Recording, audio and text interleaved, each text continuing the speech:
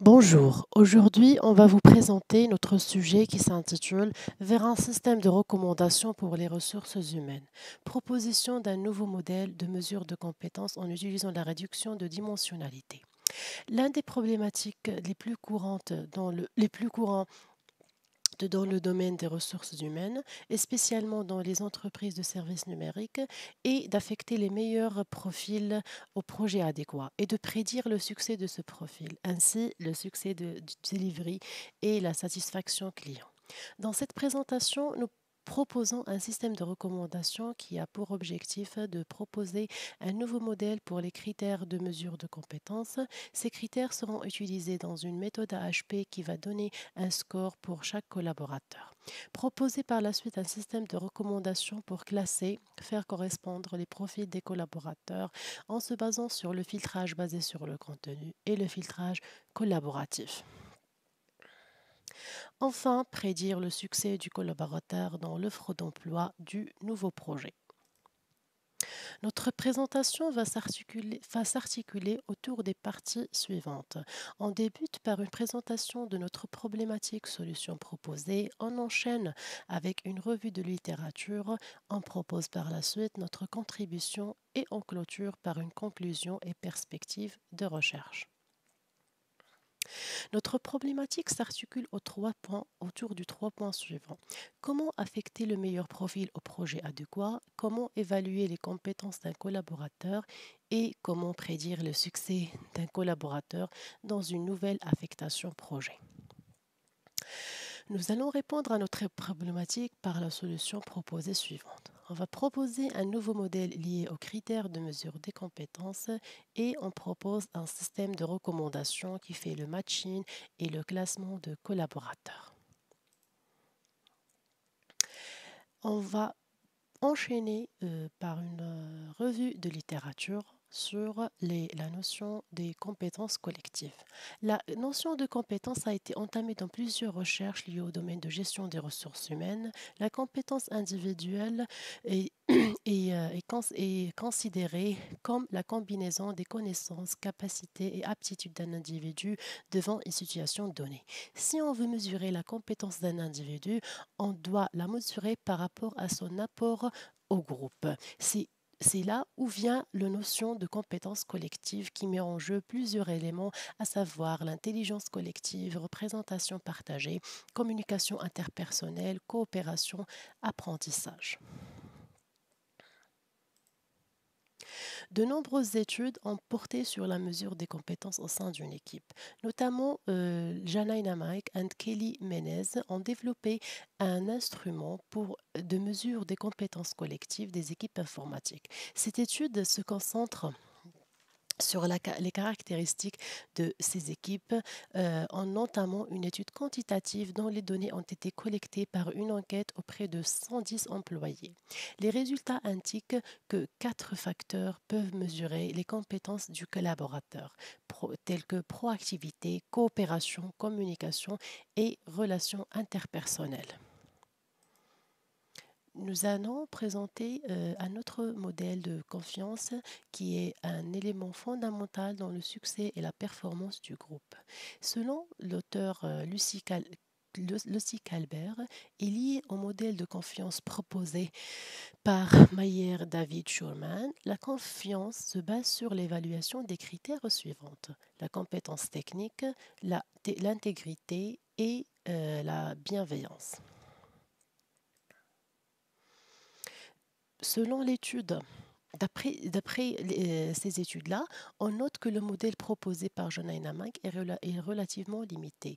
De nombreux facteurs peuvent influencer la compétence collective, notamment les facteurs liés au modèle de confiance.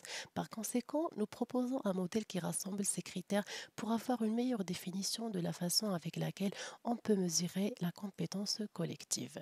C'est pour cela qu'on va proposer un modèle hybride de mesure de la compétence qui s'articule entre l'assemblement des deux modèles de confiance et de mesure de compétences collectives. Afin de tester la validité du modèle de mesure de la compétence collective, nous avons procédé par une enquête réalisée dans une entreprise de services informatiques. Les données sont analysées par la méthode de l'ACP afin de déterminer les facteurs de mesure de la compétence collective. Les différentes étapes de cette étude sont les suivantes. Description des équipes de travail, la conception des hypothèses de l'enquête et la collecte de données et nettoyage de données pour être prêt à l'analyse et l'analyse des données avec la méthode ACP et enfin les résultats et discussions. Comme on voit tous dans notre schématisation, la population est de 200 collaborateurs d'une société de services informatiques. Les hypothèses de l'enquête qui construit les variables de notre dataset incluent la description des attitudes et comportements collaboratifs de l'équipe informatique. Nous avons 43 hypothèses. Les opinions sur les hypothèses de l'enquête sont les 5 niveaux d'échelle de Likert type 1 à 5. 1 pour fortement en désaccord et 5 pour fortement en accord.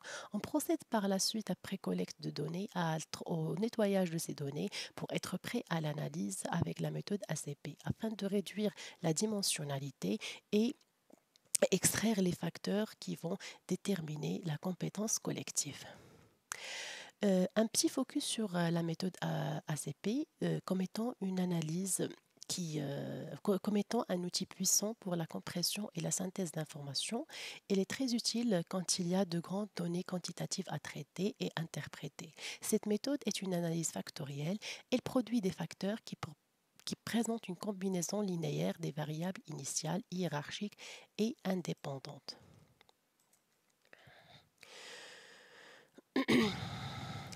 Après avoir analysé notre donnée, on a les résultats suivants. Ici, une représentation de la répartition des différentes variables sur les différents axes, sur les différents axes définis. Alors, bon.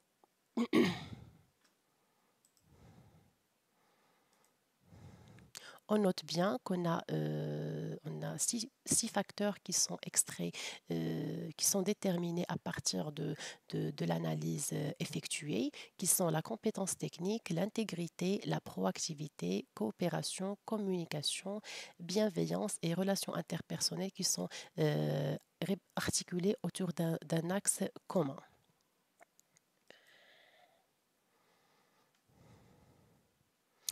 La deuxième partie de notre proposition est la proposition de système de recommandation pour affecter un collaborateur à une offre d'emploi dans un nouveau projet. Dans notre approche, nous allons développer un système de recommandation qui permet de recommander un collaborateur potentiel en utilisant le filtrage par contenu et le filtrage collaboratif. Le filtrage par contenu qui consiste à cibler les profils de candidats pertinents en utilisant les informations fournies par le recruteur. Et le filtrage collaboratif qui consiste au score donné par les anciens chefs de projet. Les parties principales de notre deuxième point de contribution sont les suivantes. Le matching entre le sujet compétences requises de l'offre d'emploi dans le nouveau projet et les compétences techniques de l'employé. Le deuxième point, c'est le classement des employés par le score attribué de la part des responsables de l'ancien projet en utilisant la méthode AHP. Ici, on va vous présenter une schématisation de notre système de recommandation qui s'articule autour des deux axes principaux. On a le matching entre les offres d'emploi et le profil de collaborateur et le scoring. Alors pour le matching, il est issu des caractéristiques, des compétences et expériences des collaborateurs et les caractéristiques de la mission et de l'offre d'emploi et les compétences requises. Après, on a un score attribué de la part des project managers en se basant sur les critères bien définis pour la mesure de la compétence collective.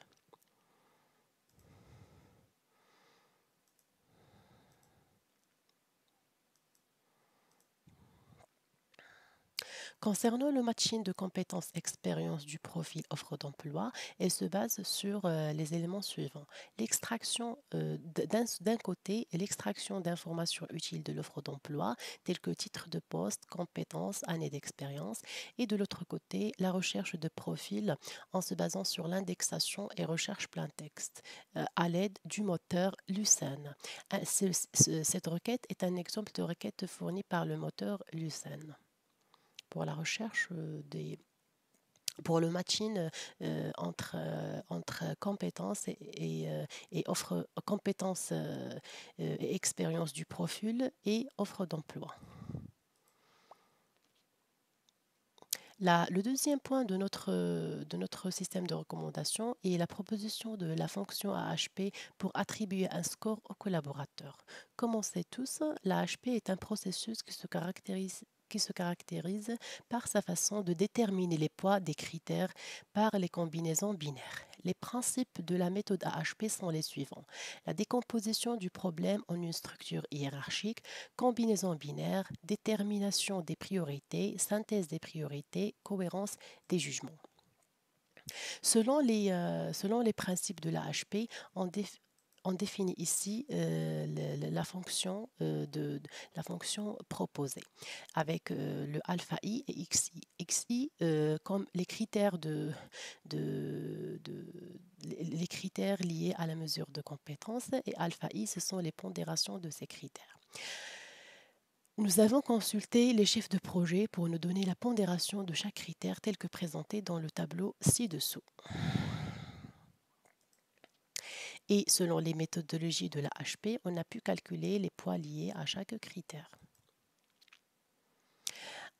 On finalise par l'évaluation de notre système de recommandation.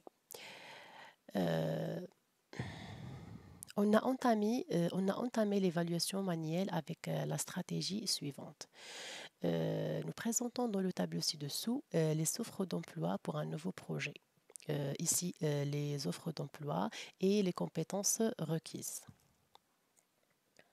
Le nouveau projet a commencé il y a 6 mois. Alors, pour évaluer la recommandation effectuée via ce système de recommandation, on demande auprès des anciens chefs de projet un score attribué aux collaborateurs suivant la fonction AHP. Bon, ces collaborateurs, ils sont affectés à ce nouveau projet et ils ont passé 6 mois. 6 mois dans ce projet. On choisit les collaborateurs ayant les compétences requises pour le nouveau projet et on les recommande selon la note attribuée. On demande l'avis et l'évaluation du nouveau chef de projet par rapport à la performance du collaborateur choisi. Après analyse de la recommandation proposée par notre démarche et la satisfaction du nouveau chef de projet, nous présentons par la suite quelques exemples de résultats. Ici, on voit des collaborateurs qui sont déjà existants sur le projet et comment notre système la façon avec laquelle il les a recommandés. Par exemple, un business analyst qui a eu le rating, le score de 2, il était recommandé par notre système d'information et on a pris la satisfaction et la satisfaction et l'avis par rapport au travail et la performance de ce collaborateur dans le nouveau projet et ça a été pertinent. Et voilà. Et alors pour nous, la recommandation, elle est OK, elle est successful. Et vice-versa. Par exemple, notre business analyst qui était recommandé, mais il n'était pas satisfaisant, son travail n'était pas satisfaisant dans le groupe ou bien il n'était pas sur on n'a pas le bon profil au bon projet, tu vois, il n'a pas réussi ses missions. Alors cette recommandation est insuccessful. Après analyse du résultat de l'évaluation, auprès de 80 collaborateurs, la précision obtenue est d'environ 80%. Bon, ce premier résultat est encourageant. Ben, de notre côté, on doit continuer avec d'autres cas pour conclure les améliorations que nous pouvons apporter à notre système de recommandation. Pour conclure, euh, comme conclusion et perspective de notre sujet, alors on a proposé de nouveaux critères pour évaluer le collaborateur dans le projet. Ces critères sont la compétence technique, intégrité, proactivité, communication, coopération et bienveillance, relations interpersonnelles. Et on a proposé un système de recommandation basé sur le filtrage collaboratif et filtrage basé sur le contenu. Ce nouveau modèle nous a aidé à prédire le succès du collaborateur dans le projet adéquat, puis les performances de la livraison et la satisfaction client. Comme limite de notre système de recommandation, on a deux points qui sont deux limites à citer. La première revient au problème de démarrage à froid. La perspective de cette limite est de prendre en compte les données du profil du nouveau collaborateur de la société depuis les réseaux sociaux. Puis, puisqu'on n'a pas un avis au préalable d'un ancien chef de projet. Tu vois, le collaborateur, il vient d'intégrer la société. Il n'était pas dans un autre projet pour avoir l'avis d'un ancien chef de projet. Euh, Nous devons également prendre en compte la progression de l'ontologie des compétences pour faire la correspondance offre d'emploi profil, ainsi que la proposition d'une nouvelle approche nouvelle approche à la recommandation d'un nouveau CV de candidat pour le e-recrutement. C'est bon. Merci pour votre attention et merci.